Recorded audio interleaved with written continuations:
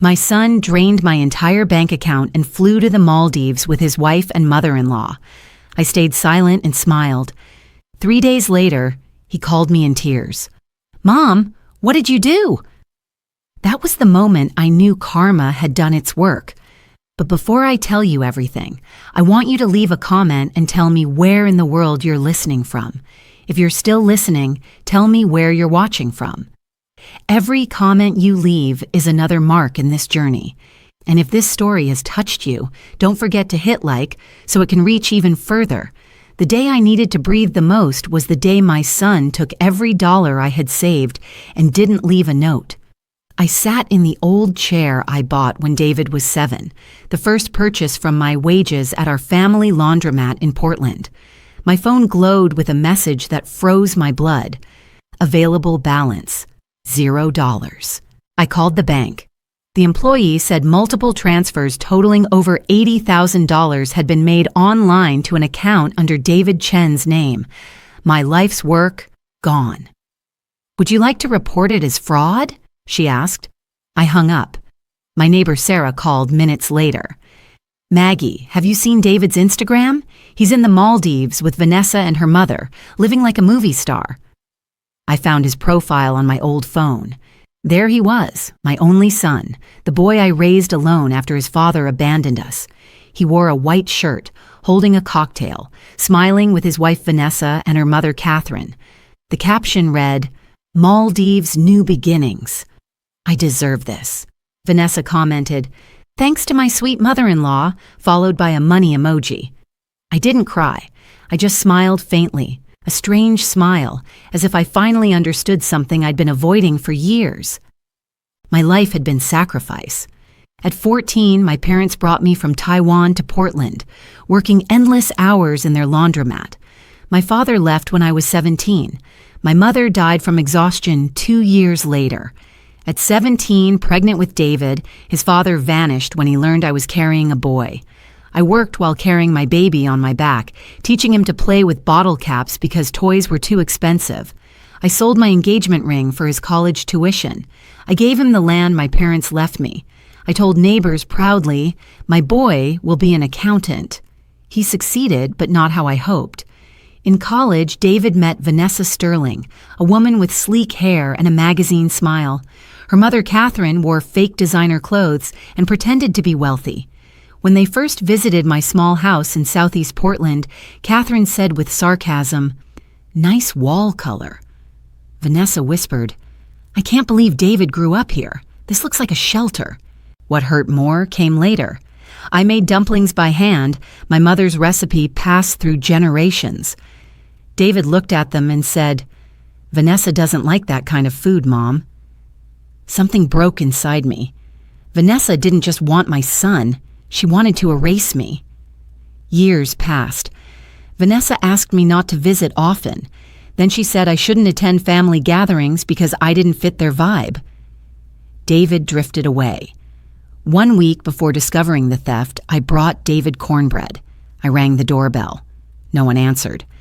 After 2 hours in the Portland sun, a security guard approached. "I'm looking for David Chen. I'm his mother." "I'm sorry, ma'am, but I was told not to let you in without an appointment." "Why?" "Just following orders." I walked home, the hot wind burning my face. That evening, Sarah brought cake. "Maggie, you're strong. David will regret this one day." "Do children ever really regret?" I asked. "Yes, when they lose their mother." "What are you going to do?" Sarah asked. "I'll smile in silence," I said, because when a woman has nothing left to lose, she becomes dangerous. My niece Emily, a 28-year-old journalist, visited and found me confused over bank statements. "Aunt Maggie, let me teach you," she said. That night at 2 a.m, I sat learning online banking with reading glasses and a notepad. On the screen, I saw them, transfers, month after month, each taken without consent. I didn't cry. I wrote, "Check with Bob." Bob Martinez, my old neighbor and first love, had been a lawyer for decades. I called him the next morning. "Ben, how can you tell if someone's using your name for something shady?" "Maggie, what's going on?" I feel like my son isn't my son anymore. Bob asked for whatever documents I had left. For weeks, he combed through every detail, every transaction. One evening, he called me to his apartment. "Maggie, your son opened a joint account listing you as guarantor. You never signed anything, but the signature's there." I froze. "Ben, I only know how to write my own name." He nodded slowly. "They forged your signature and have been withdrawing money little by little for 6 months. I said nothing. I took the papers, put them in my purse, and left. That night, I couldn't sleep. Not because of the money, but because of the truth. My son hadn't just been manipulated. He had joined the betrayal. He had stolen from the woman who gave him life. Meanwhile, Emily used her journalist skills to dig deeper. She discovered Vanessa had a history of scamming other men before David. Catherine was drowning in debt, and all her designer clothes were fake. Emily came to my house with a folder of evidence. "Aunt Maggie, this woman is dangerous. She's done this before." I looked at the papers. Photos of Vanessa with other wealthy men. Court records of small fraud cases that were settled quietly. Catherine's bankruptcy filings hidden under a maiden name. "What are you going to do?" Emily asked. "What needs to be done?" I said quietly. Days later, Vanessa and Catherine planned their trip to the Maldives. David, still unemployed after losing his accounting job, had sold his car. Vanessa convinced him to use my savings. "It's family money," she said, running her fingers through his hair. "Your mom won't need it. What's she saving it for anyway? You're her son. You're not stealing, just taking it early." David hesitated. "But that's all she has." "And what's she going to do with it?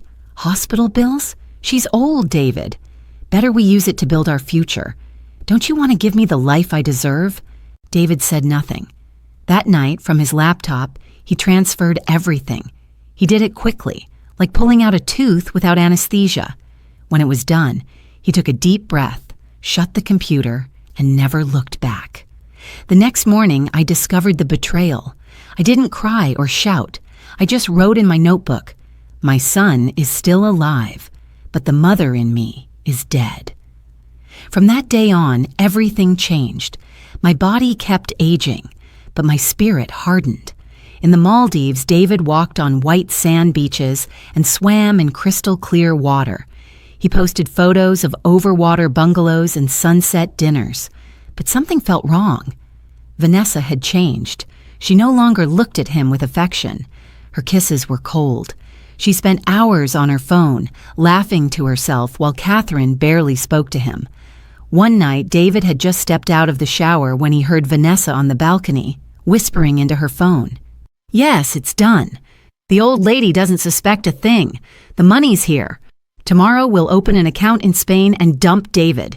He thinks we're on his side, the idiot."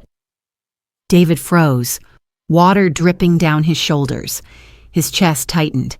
He said nothing, went back to bed, and lay beside Vanessa, who was pretending to sleep. But that night, he couldn't close his eyes. For the first time in years, he thought of me, my voice, the congee I used to make when he was sick, the old shows we watched together, my hand on his forehead when he had a fever, the words I always said, "No one will ever love you like your mother does." He wanted to call me, but he didn't. Back in Portland, I wasn't sitting idle. One morning, while cleaning my living room, I pulled the sofa away to sweep behind it. There, stuffed in an old plastic bag, was a torn white envelope. Inside was a stack of papers. I read it twice before I understood. My name, my address, and a signature identical to mine. The title read, "Last Will and Testament." It stated that I left my house and savings entirely to David after my death. At the bottom was a forged signature. The house fell into suffocating silence. I called Bob immediately. 2 hours later, Bob sat in my kitchen, reading the fake will. He shook his head. "This isn't just fraud, Maggie. It's dangerous. If he had filed this in time, you could have lost your house without even knowing." I looked at my hands, wrinkled and calloused from years of labor. I remembered the day I made the final payment on this house. 30 years of sacrifice, cold meals, worn shoes, cleaning other people's homes just to have a place of my own. He wants to erase me, but with paperwork, I whispered. What will you do now? Bob asked. I smiled, a smile David would never understand. I'll bury his lies while he's still alive to see it.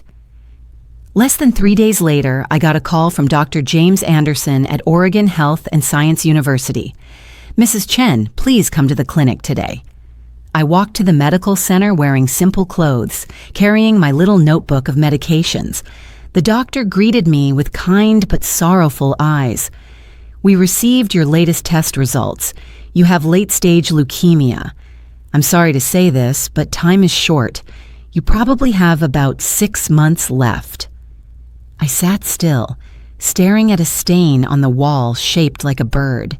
No tears, no questions. Do you understand what I'm saying? He asked. I understand it'll be expensive to die with dignity, I answered quietly. We can begin chemotherapy. It might not cure you, but it could prolong your life. Will it make me die faster?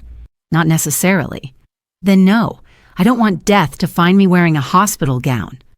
The doctor stiffened. He had never seen someone take bad news so calmly. I stood, picked up my purse, and before leaving said, 6 months is enough, more than enough for what I need to do. The first thing I did was meet with Bob to file an official complaint, not as a mother, but as a citizen. We reported forgery, attempted property theft, and attached all the evidence. Then we requested a freeze on the account David had drained. Bob used an elder financial abuse protection clause to trigger the process. Bob introduced me to Detective Lisa Ramirez, who specialized in financial crimes against the elderly. She sat across from me in a small office. Mrs. Chen, elder financial abuse is more common than people think. Only 1 in 24 cases are ever reported. You're doing the right thing. She explained the legal steps. I listened carefully, taking notes in my careful handwriting. When we finished, Bob asked, "When this starts, are you ready?" I answered, "I was born ready. I just didn't know it until now." I went to the market and bought a new red notebook. I began writing my final journal, not to grieve, but to bear witness. On the first page, I wrote, "To my son David, I gave you life in pain, raised you in love, and you stole my dignity without hesitation. This is not revenge, this is justice, and justice is all I need to leave this world in peace." But I wasn't alone in this fight. Something unexpected happened. Word spread through the Asian community in Southeast Portland about what had happened to me. The owner of the Chinese grocery store, Mr. Wong, came to my door with a bag of rice. "For strength, Maggie," he said quietly. The Vietnamese restaurant owner, Miss Lin, brought pho. "You fed your son. Now let us feed you." One evening, a group of elderly women from the community center gathered in my small living room. They sat in a circle, some with canes, some with walkers, all with stories like mine. Mrs. Park from Korea had been scammed by her grandson. Mrs. Nguyen from Vietnam had her jewelry stolen by her daughter-in-law. We didn't cry. We shared tea and strength. "You are not alone, Maggie," Mrs. Park said, squeezing my hand. "What you're doing, it's not just for you. It's for all of us." For the first time in months, I didn't feel invisible. I felt seen. I felt powerful. Meanwhile, in the Maldives, David's paradise was crumbling. One night, while searching his email for plane tickets, he found a hidden folder. It was a backup of messages between Vanessa and another man, someone named Marcus. At first, he thought it was spam. Then he read the words that shattered him. "Almost done. That fool suspects nothing. The contact is ready. The account's ready.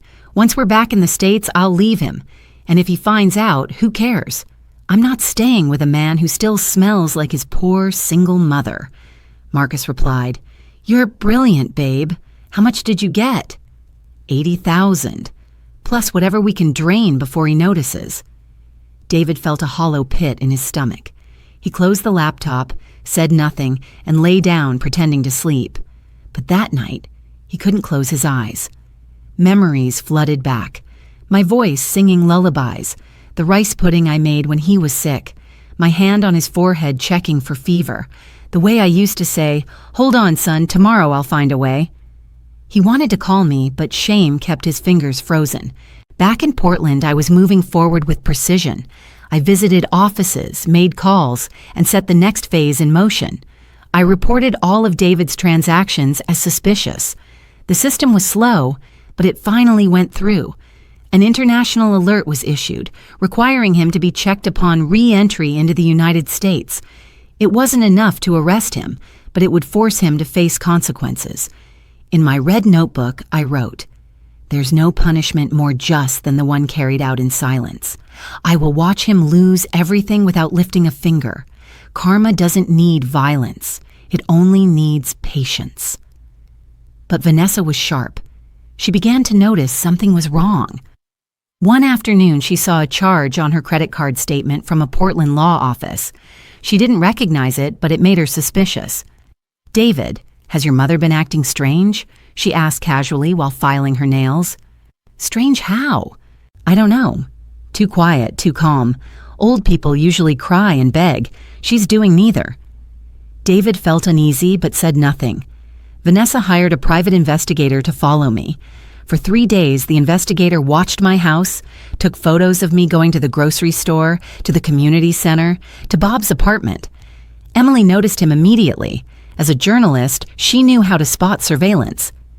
"Aunt Maggie, someone's watching you," Emily said urgently. "I know," I replied calmly. "Let them watch.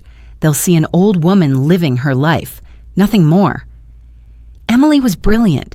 She started posting fake updates on social media, photos of me looking frail and confused, captions about how I was struggling with memory loss. She even staged a scene where I appeared to be arguing with a bank teller about a forgotten PIN number. The investigator took photos and sent them to Vanessa. "See?" Vanessa told David, showing him the photos. "Your mother's losing it. Probably doesn't even remember the money. We're safe." David looked at the photos of me looking lost and confused, and something twisted in his chest, but he said nothing. What Vanessa didn't know was that while she was watching me, Detective Ramirez was building a case. Bank records, forged signatures, the fake will, testimony from Bob, medical records proving I was mentally sound. Everything was being documented. Then the hammer fell. It started when David's card failed to scan at a beachside restaurant in the Maldives. He tried again, declined. He tried another card, declined. His phone buzzed with alerts. All his accounts had been frozen due to suspicious activity. Vanessa's face went white, then red with rage. "What did you do?" she screamed in the middle of the restaurant in front of everyone. "I told you not to trust that poor old woman. Now you've ruined everything." David stammered, unable to explain what he himself didn't understand. He knew all his accounts had been frozen, that his name was now tied to an international financial investigation, and that he had to appear at the United States Embassy in Colombo, Sri Lanka, the next day. That night, Catherine looked at him with pure disgust. "I told you, Vanessa, this fool can't do anything right. He can't even manage money properly." She grabbed her designer bag, the fake one, and left. Vanessa packed her suitcase without a word. At the door, she turned back. "You were always weak, David, just like your mother. Pathetic." Then she was gone. David sat alone in the hotel room beside an empty suitcase and the echo of betrayal. For the first time, he understood what I must have felt. The silence, the abandonment, the realization that the people you loved never loved you back. He picked up his phone and called me. My hands trembled slightly when I saw his name, but I stayed calm. "Mom, what did you do?" "They took everything. Vanessa left. Catherine, too. They said you did this." I took a deep breath and answered, steady and clear from a place he could no longer reach. "I didn't take anything, son. I just stopped what you were taking from me." "Mom, they said they might arrest me. You said you'd always be by my side." "I was until you stopped being by your own. Please help me. I don't know what to do." "Learn." I hung up. No tears, no apologies, no explanations. That night, I didn't sleep. Not from worry, but because I was writing him a letter, not a goodbye, but a testament. The final pages of the red notebook. My dearest David, you are the reason I woke up every morning. You are my pride, my strength. I gave you everything, even what I didn't have. I sacrificed meals, rest, and my own loneliness for you. I regret nothing. I did it out of love. But you forgot who you were. You surrounded yourself with shadows that smelled of expensive perfume. And in your effort to kill me with your indifference, you forced me to wake up. I don't hate you. I can't. But I'm no longer the woman who waits for her son to remember her. Now I'm the woman who teaches him, even if it hurts him to learn.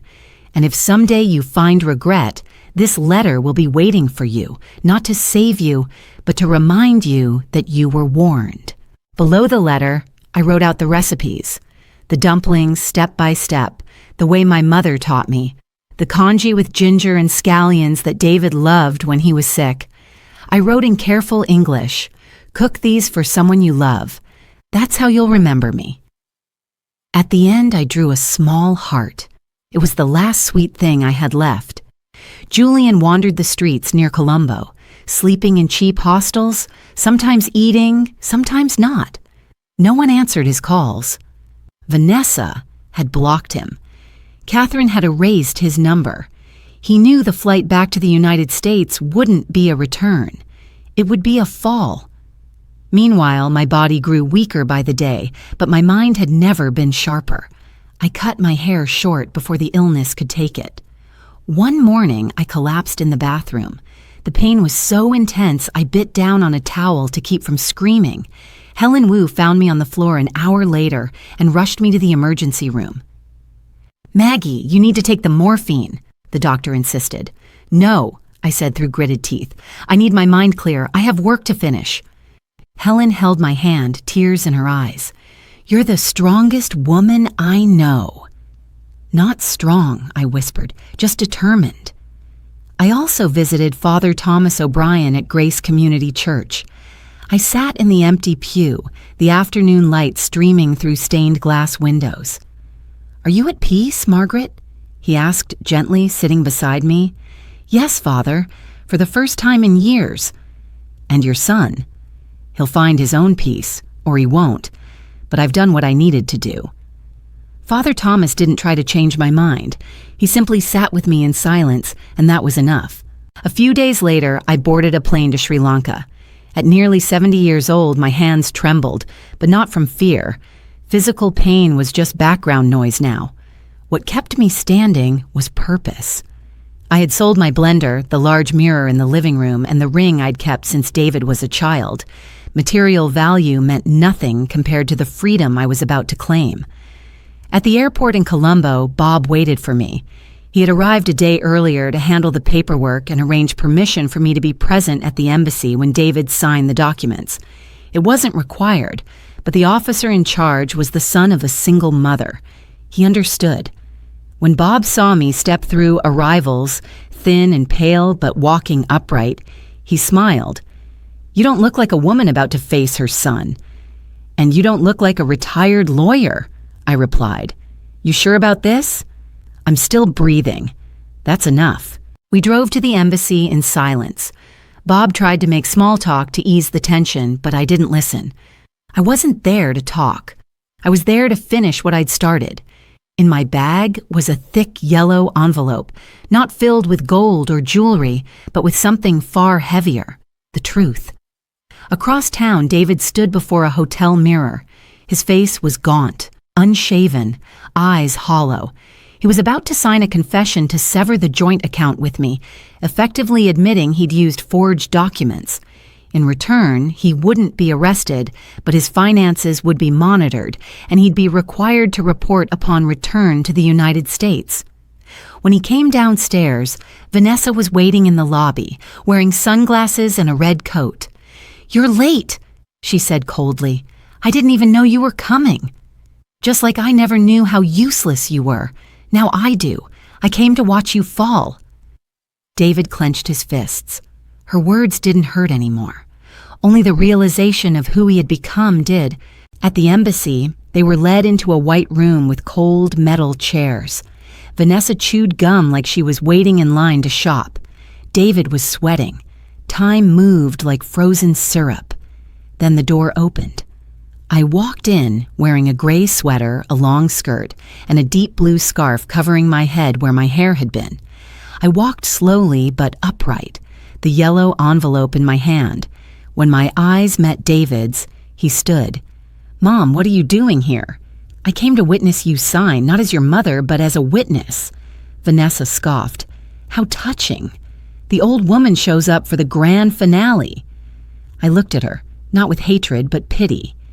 "You took everything from him, but I taught him something you'll never have, forgiveness." Vanessa sneered. "Forgiveness? Your son's a failure. You raised a parasite." I answered calmly, "No, I raised a good boy. You turned him into this, and he let you." David closed his eyes, voice trembling. "Mom, I don't know when I lost my way." I stepped closer and handed David the yellow envelope. "Inside are your photos, the first ones, your first steps, your first words. Even the letter you wrote to Santa Claus asking for a bicycle. I told you you'd get it if you got an A in math. And you did. I always kept my word, son." David took the envelope, his hands shaking. "The letter I wrote to you is in there too," I continued. "Not to save you, but so you can never say you weren't warned. And the recipes, the dumplings, the congee you loved.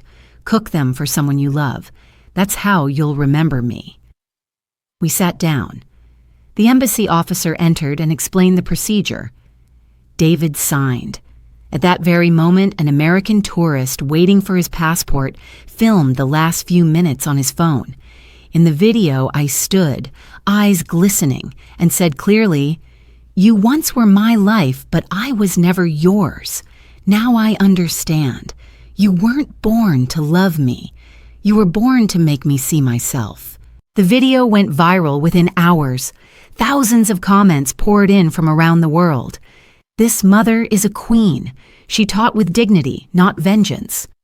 Dignity never gets old." I'm crying. This is what real strength looks like. Every son should watch this and remember who raised them. David kept his head down, unable to look at anyone. The embassy officer looked at him with pity. "It's done. You can go." Vanessa had already left the building without saying a word, gone just as she came, without apology, without soul. On the way back to the hotel, David and I walked side by side in silence. At a small corner near a street vendor selling coconuts, he stopped. "Mom, I guess this is goodbye," he said, voice breaking. I looked at him. "I gave you everything, even my silence. Now I'm giving you the one thing you never wanted, the truth. Can you forgive me?" "I forgave you long ago. The problem is you haven't forgiven yourself." "What can I do now?" "Live, and make what you've done mean something." I turned and walked away slowly. That was the last time I saw my son. That night in his small hotel room, David opened the yellow envelope. The photos were yellowed but intact. The letter written in blue ink still smelled faintly of the lavender soap I used. When he finished reading, he collapsed to the floor, crying like a child, not from punishment but from shame. He understood what he had truly lost wasn't money, but the dignity of the woman who had once loved him more than herself. David returned to the United States in silence. No luggage, no promises, no pride. He passed through customs at Seattle-Tacoma International Airport like a shadow. No one greeted him. No one asked where he'd been. Only the envelope with childhood photos and his mother's letter in hand. Everything else was gone. Meanwhile, Karma found Vanessa and Catherine. Detective Ramirez's investigation uncovered that Vanessa had scammed 3 other men before David, draining their accounts with similar schemes. Authorities in Spain issued a warrant for her arrest. When she tried to open the account she'd mentioned to Marcus, police were waiting. She was arrested at a bank in Barcelona, charged with international fraud.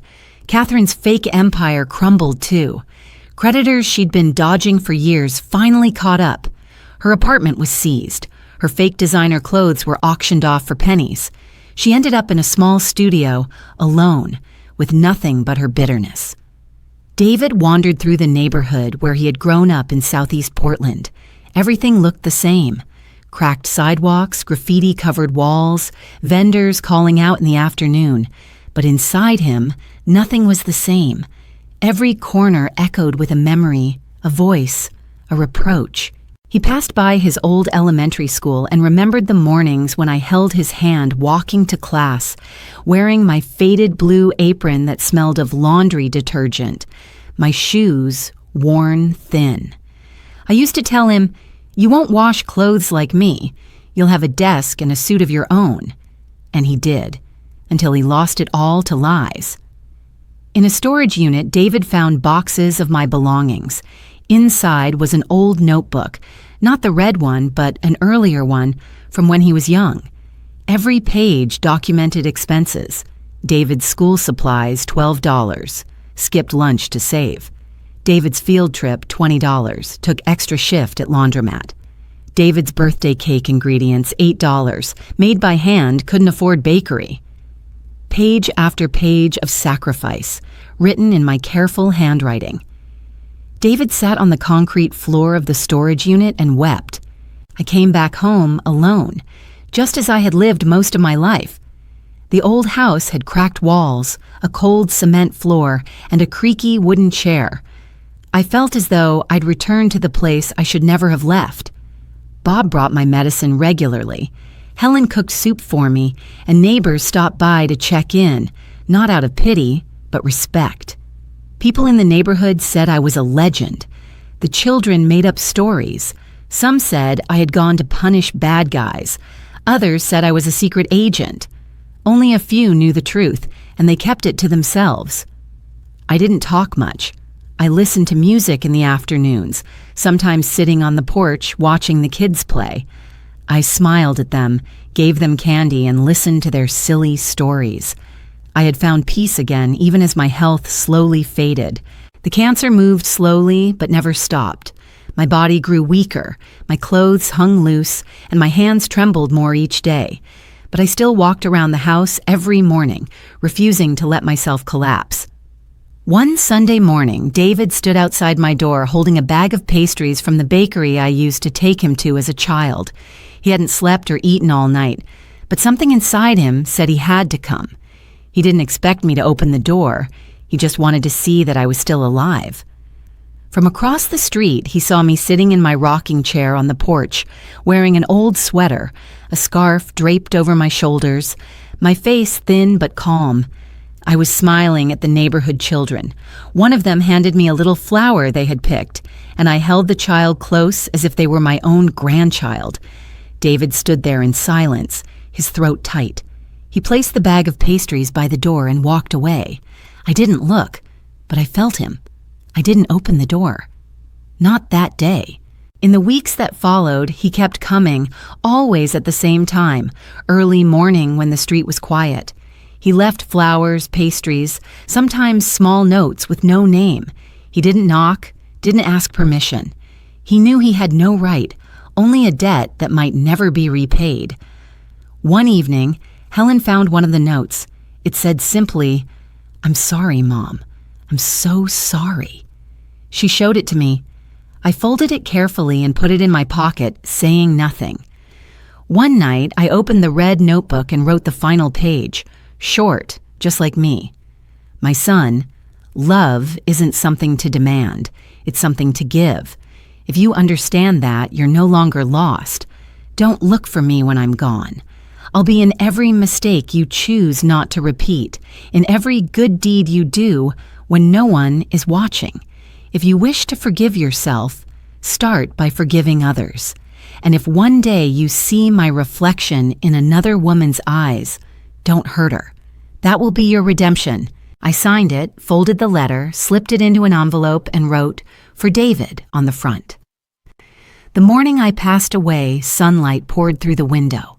The red notebook and the envelope rested on my lap, along with the knitted blanket I had made myself. The neighbors found me surrounded by wildflowers the children had left on my porch. My face was peaceful, free of pain. No tears, no drama, just stillness after the storm. Bob arrived first and gently closed my eyes without shedding a tear. He knew I didn't want anyone to cry. I had died as I had lived, with dignity. Helen arranged a simple, warm funeral. No expensive wreaths, only flowers picked from Laurelhurst Park. A few children's drawings were taped to the walls of the community center where the service was held. One of my favorite old songs played softly in the background, a Taiwanese folk song my mother used to sing. No one called David, but he knew. He felt it the moment the wind changed direction, an emptiness in his chest that made him gasp for air. He ran to the house, saw the door open, and stepped inside. The living room was lit by candles. No one stopped him. No one embraced him. He walked slowly to where I lay, knelt down, and held my cold hands. Beside me was the envelope with his name. He opened it with trembling fingers and read every line, his voice barely a whisper. He cried, but not loudly. He cried the way I always had, in silence, so as not to burden anyone else. In the corner of the room was a small, open wooden box. Inside was a photo of him as a little boy, sleeping with his head on my lap at the laundromat. On the back, in my handwriting, were the words, "I still believe in you." David pressed the photo to his chest, walked to the backyard, and sat in the chair I used to sit in, looking up at the gray Portland sky. He understood that he had lost his mother, but perhaps, at last, he had found himself. A few weeks later, people in the neighborhood noticed something. The man who used to bring pastries every morning had moved into that old house on Hawthorne Boulevard. No new furniture, no luxury, no guests. Only the old chair, the red notebook on the kitchen table, and the framed photo on the shelf. David didn't try to rebuild his old life. He couldn't. Instead, he started volunteering at the Portland Senior Center, the same place where my support group had met. He listened to elderly people tell their stories. He helped them check their bank statements. He warned them about the signs of financial abuse. One evening, he stood in my old kitchen, the one with the cracked tiles and the stove that never heated evenly. He pulled out the recipe I had written in the yellow envelope. Dumplings. He had never made them before. His hands were clumsy, the dough too thick, the folds uneven. But he kept trying, remembering the way my hands used to move, quick and precise, folding each dumpling with care. When they were done, he brought a plate to Mrs. Park, the Korean woman from my support group who lived 3 houses down. She was eating dinner alone. "Mrs. Park, my mother used to make these. I'm not very good yet, but I wanted to share them with you." Mrs. Park took one bite, and tears filled her eyes. "Your mother would be proud, David. Not because the dumplings are perfect, but because you're trying." David started a blog called The Son Who Learned Too Late. He wrote about elder abuse, about manipulation, about the signs he had ignored. The blog went viral. Thousands of people shared their stories. Some were children who had taken advantage of their parents. Others were parents who had been betrayed. David's words gave them a place to heal. In one post, he wrote, "I stole from the woman who gave me life. I ignored the woman who sacrificed everything, and when she needed me most, I chose a lie over her love. I can't undo what I did, but I can make sure her story teaches others. If you still have your mother, call her. If you've hurt her, apologize. Don't wait until it's too late like I did." The post was shared over 50,000 times. On the first anniversary of my death, David planted a cherry blossom tree in the backyard, the kind my mother used to talk about from Taiwan. He sat beneath it with the red notebook open on his lap, reading my words again. Helen came by with soup. Bob stopped in to check on him. Sarah brought flowers. The community that had supported me now supported him, not because he deserved it, but because that's what I would have wanted. Looking back at it all, I realized that sometimes love isn't about holding on. It's about knowing when to let go so others can learn to stand. It took me years to understand that being a mother isn't just about protection. It's about teaching your child to take responsibility for their own life. Love without boundaries can become a chain that binds both hearts. But when we learn to forgive others and ourselves, we finally become free. If someone in your life has hurt you, maybe the best thing you can do isn't to resent them, but to live in peace, freer than they ever imagined. Because sometimes peace itself is the most powerful response. And what about you? If you were in my place, would you choose to forgive or to walk away and find yourself again? Share your thoughts in the comments. And if this story touched your heart, I hope you'll stay with me to listen, reflect, and find strength together in the stories to come. Because somewhere out there, each of us is still writing our own chapter. Those who leave create an emptiness. Those who stay, some fill it with memories, others with redemption. David chose redemption, and in doing so, he finally understood what I had been trying to teach him all along. Love is not possession. Love is sacrifice. And sometimes the greatest love is letting go,